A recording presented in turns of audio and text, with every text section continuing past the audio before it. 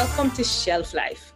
My guest today is not a Jamaican. She's from the Cayman Islands. She lives in South Florida, but she still holds on to her Caymanian roots. She's the founder of K-Writers, a group of Caymanian writers, and she spends a lot of her time helping other writers like herself to get their books published. She's an author, but instead of writing just about her Caribbean experience, she writes about crime novels. Now, that's unusual for our Caribbean writers.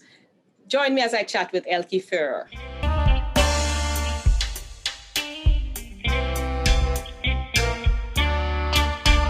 My guest, as I told you, is Elke. Now, Elke, so good to have you with me. I told them you're not Jamaican, you're from Cayman, but you're like one of us.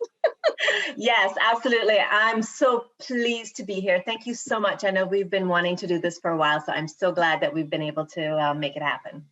Well, tell my guests about yourself, right? I mean, I know you're from Cayman. We met years ago at the Cayman Book Fair and kind of became instant friends, really.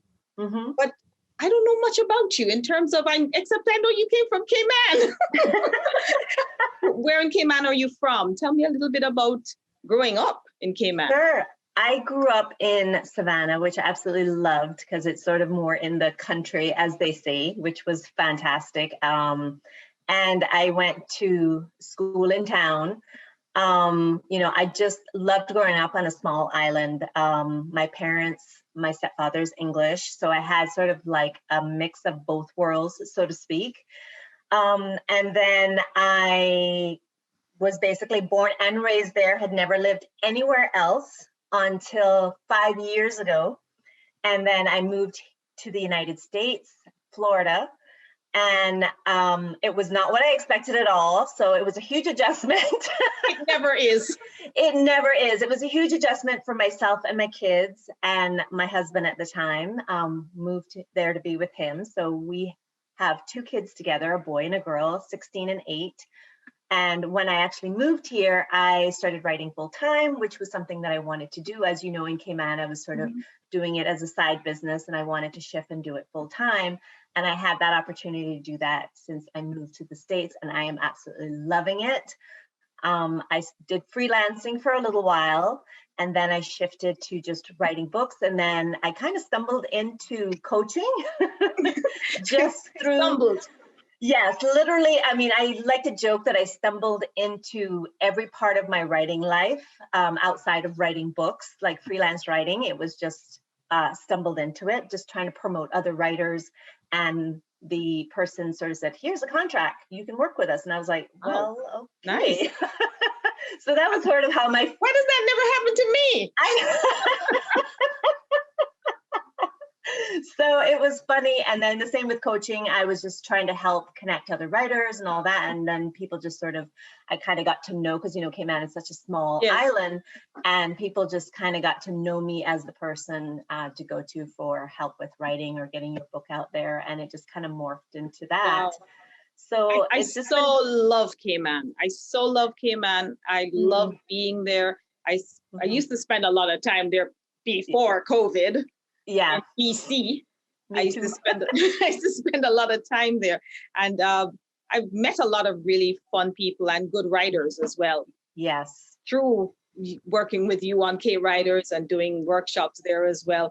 I really, really got to know some people and just have such a wonderful time whenever I am in Cayman. So you moved here to the States, and it was it never is what we expect it to be. But backtrack a little bit, because you were writing part-time in Cayman, just kind of like the rest of us. And then you actually transitioned to full-time writing, something we all want to do. And we just never were able to do it. How were you able to do that? I mean, what changed in your life that made you able to do that and sustain it? Well, to be honest with you, I had first I had a 10-year plan of how I was going to transition into writing full time, because it's always been a dream of mine to do that. And then I thought, you know what, I'm going to do a 5-year plan. Why not? Let's just put it out there. And ironically enough, 2 years later, my husband got a job offer here in the States. And I just said, okay, well, I'm giving up. I have no family there. no friends. And I'm like, you know what? So I kind of twisted his arm a little bit to say, okay, I've got these clients, I'm making this much money. I had money in savings because all the money that I made from my writing, I put it aside as part of my 5-year plan. And when I moved here, that was sort of how I sort of made it happen. So it was kind of like a jump and build my wings as I kind of went. Okay. As far as sustaining it, it has not been an easy journey. I'll be very honest with you. It's been a challenge for sure, constantly trying to keep up and writing, because I found that when you write at home, it's a little different. When you're doing it full time, it's a very different mindset.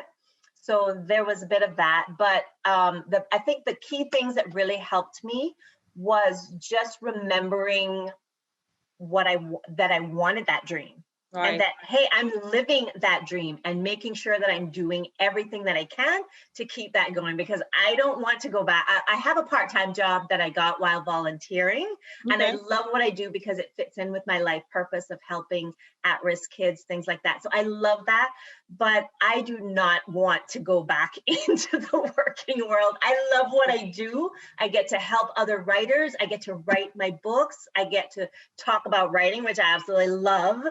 And I just, so I think the most important thing is that to remember why you wanted to start in the first place. That's really, I think, what's helped to sustain me. That's at the crux of it. Also, writers, you hear, you can live your dream. Yes. You really can. Yep. She did it. And she didn't have $1 million before she did it either. So, I wish I had, but no. Don't we all, Montreal, wish we had $1 million or even just a few more zeros than 2. I'd settle for a few more zeros than 2. But I think that keeps you hungry, though. It really does. It keeps you hungry and, pushing. So. But your books are interesting. And I use that word not loosely at all, because as a Caribbean writer myself, and I have a lot of friends who are writers, we run in circles. Right. I find that a lot of our writing is usually about our Caribbean experience. We write Caribbean stories. But oh my goodness, you have just like gone off the deep end. You're into like the John Grisham kind of stuff, James Patterson kind of stuff. You've gone into crime drama. So I finally was able to read one of your books the other day, and I'll give you a real honest story. So I lost the book. For about a month, I couldn't find this book. And I searched everywhere because I was at a crucial point in the book. And I'm like, oh my gosh, I can't not know what happened next. I can't make it up, in a regular Caribbean story, you could basically tell, our Caribbean experiences are similar. So you kind of know what the drug don is going to do, or you kind of know what the criminal is going to do. But this is not that kind of book at all. This is your regular crime drama where you really want to know who did it. It's a whodunit. Yeah. So what got you into that genre of writing? How did you get into writing, first of all? And then what got you into that? Sure. I have always wanted to be a writer. From the time for literally as long as I can remember. And I'm dating myself here, but my parents actually got me one of those ribbon typewriters when I was 9 years. Yeah. When I was 9 years old. So that's how long. And I finished my first book when I was 12. And I think for me, it's always something I wanted to do. So that's kind of how I got started into it. I loved reading.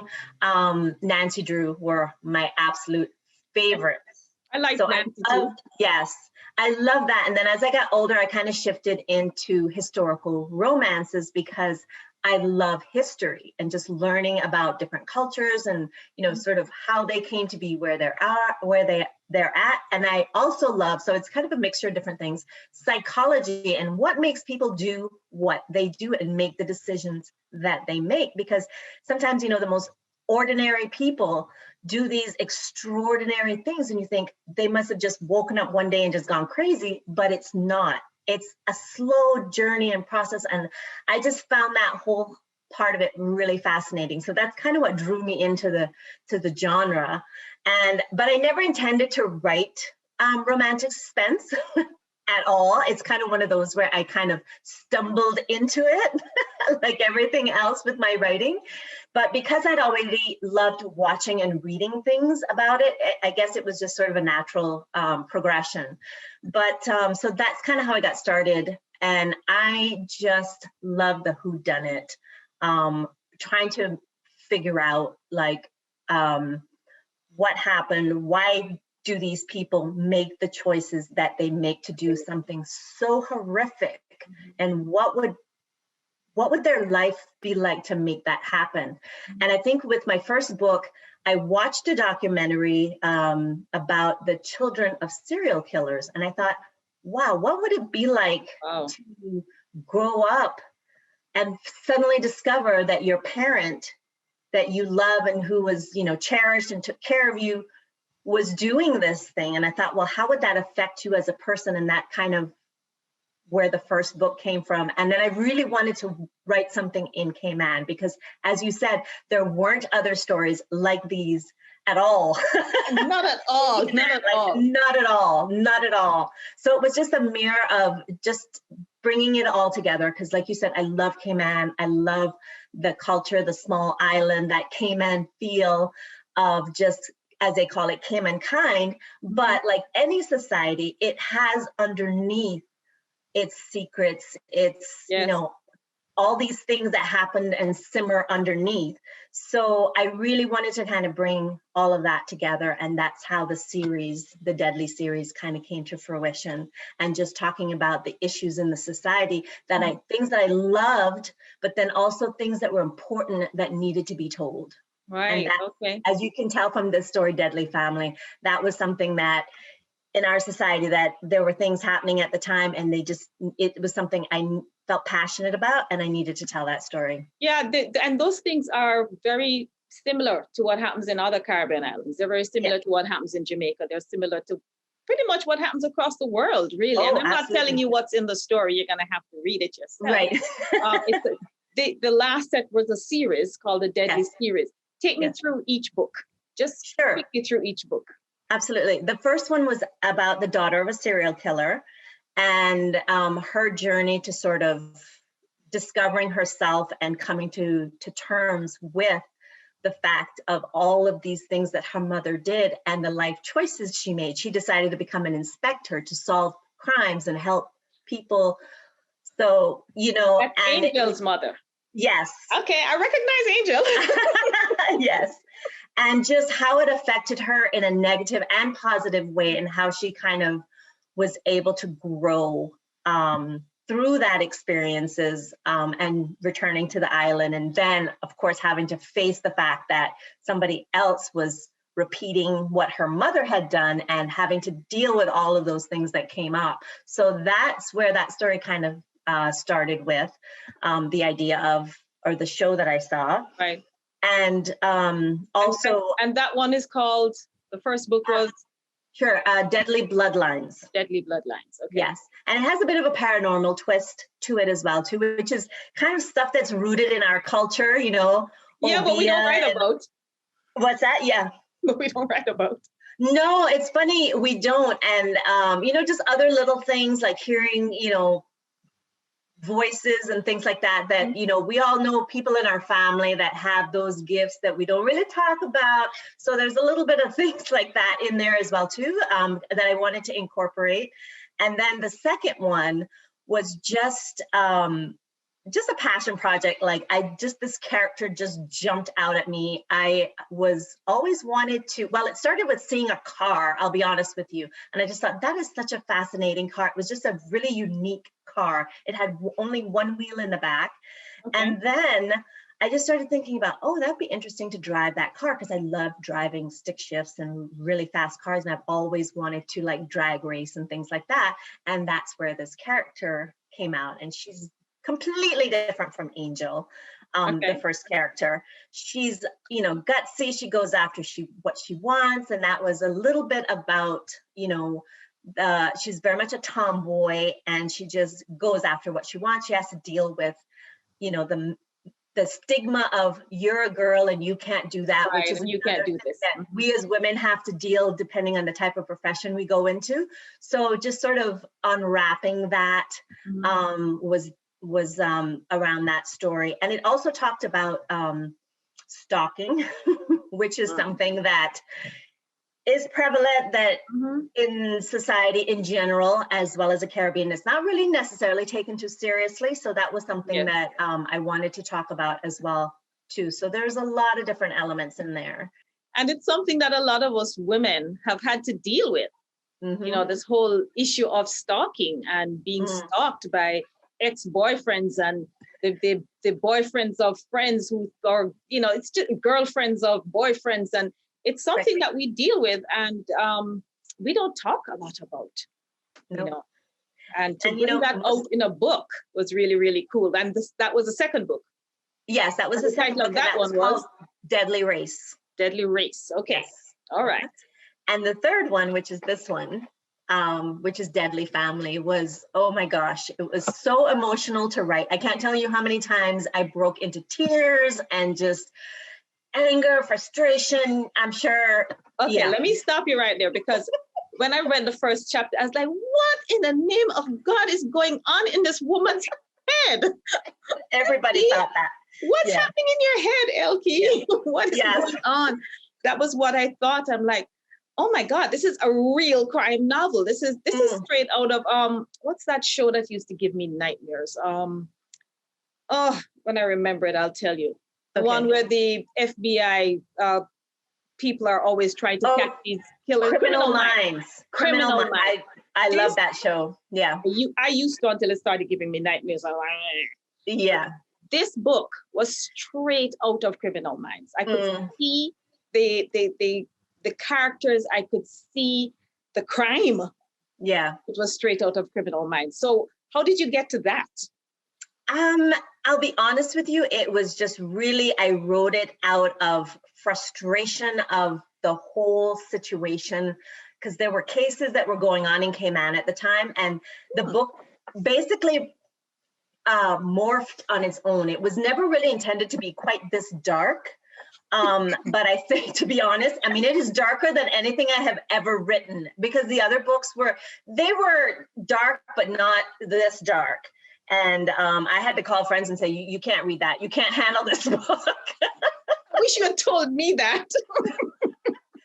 And especially the first chapter, because I just debated on whether to start with this, because it is really like horrific. You're there with the killer in a, you know, the dead body, and the scenes, the torture scenes were really, and I think for me that came out of my anger at these people who would do this. Yeah. And just how that would affect an individual, and sort of jumping into the criminal's mind and trying to understand like why they're doing this. And just, you know, they had been pushed to the point where nobody was helping them to get justice, so to speak. Right. And, you know, they just felt, I have to take this into my own hands. I have to deal with this. And the way that they handle it was not good in any way, shape, or form, but it was just sort of like, and also highlighting, these are the things that can happen to individuals when traumatic things like this happen to them. And I think, like I said, it was just, for me, writing the scenes were so emotional, but it was just my anger. Like, if it was me, what would I do to this person? And it was like, ugh. So a lot of it, I'll make sure not to cross you. But very, very, very well written. I mean, like, really drew me into the story, drew me into the characters. And because I know Cayman so well, I could actually see the locations, which was really cool for me, because a lot of times you read books written by, you know, novelists, especially crime books, and you really don't know where that is. You know, you kind of have to imagine it. But for me, knowing Cayman as well as I do, it was just being able to pinpoint exactly where certain things were happening in the book. How have people taken to your crime novels? Do you find that your audience is largely a Caribbean audience, or is it just a wide audience of people? Because crime novels really do, you know, appeal to a wider audience. Yeah, my first fans definitely were from Cayman, without a doubt. And then it just sort of branched out when I started sending my books out to bloggers that were in different locations around the world. Then I started to build a fan base in the UK, here in the US, obviously. So, but I would say my core fan base is still from Cayman. And I've just been so wonderful, because you never know how your community is going to react to what you write, because it is so different. And I think they love that I'm talking about things and places and people, like they could recognize some of the characters and people that they knew, that kind of stuff. And some were, but surprisingly, it was really nice that quite a few were like, yes, this was a serious issue that needed to be talked about and needed to be discussed. Or, oh, they just loved the characters because these people reminded them of, you know, my uncle or my cousin, or, oh yeah, I know that person. It was just like that. And then recognizing the places and just reading about some place that you know and love that isn't just a historical account or something like that. So that's been the feedback, and it's been wonderful because I loved being able to write about Cayman, the people, the place, things that I love about the island, in addition to obviously the things that, you know, aren't so great, but it's everywhere. You have, you know, there's always things good and bad everywhere you go. Everywhere you go, everywhere you go. It's, I must tell you, at first I never thought that those books had anything at all to do with Cayman. I thought you just set them in Cayman. So to find out that you actually were writing based on some stuff that was actually happening, you know, really brings it home and makes it even more poignant for me to have read it. And now I have to go back and read the first two, because I've already read Deadly Family. So now I have to read the first two and check those out and see what those are like. So what are you working on now? Are you working on something new? I am. There was supposed to be book 4, to be honest, to this, which was dealing with mental health issues, which is another topic that they're dealing with in Cayman at the moment, and the importance of discussing it and, you know, dealing with it. But I had this other book that was just screaming at me. And it was a book that I wrote 20 years ago. And I'll be honest with you, I kind of wish sometimes that I could just throw it away because it was written 20 years ago. So it's like I'm completely revamping it. So it's definitely been a challenge, and it's something different that I've never written before as well too. And it's basically a contemporary romance with spiritual undertones. Okay. So it's basically the character, and it's part of a series.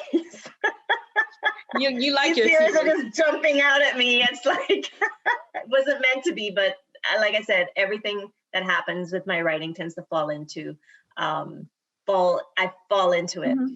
And it's basically about a woman who meets her soulmate in her dreams. Which it's kind of unusual, and it's just an experience that I had 20 years ago myself. Obviously I didn't meet them in real life, but I had a dream about somebody. And that's kind of where the story idea came from.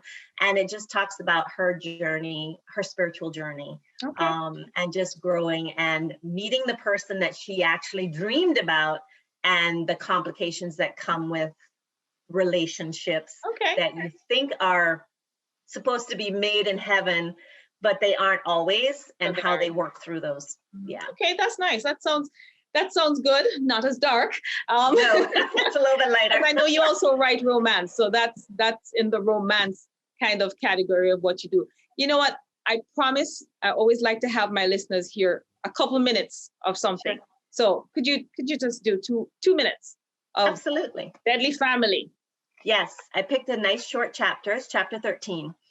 The smell of the room made Melanie want to vomit. It wasn't nasty. In fact, it was a scent most people would consider pleasant, vanilla with a hint of cinnamon.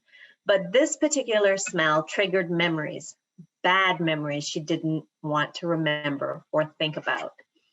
Victor had asked to meet with her.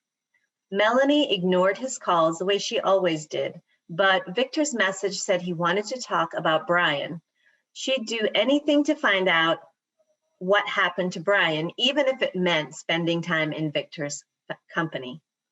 Have you made the funeral arrangements?